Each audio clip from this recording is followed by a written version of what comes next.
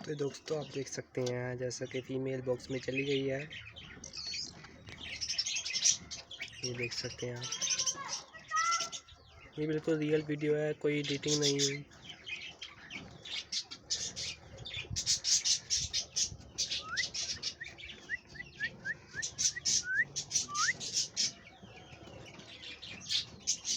तो अगर वीडियो अच्छी लगी वीडियो को लाइक कीजिएगा, चैनल को सब्सक्राइब लाजमी कीजिएगा।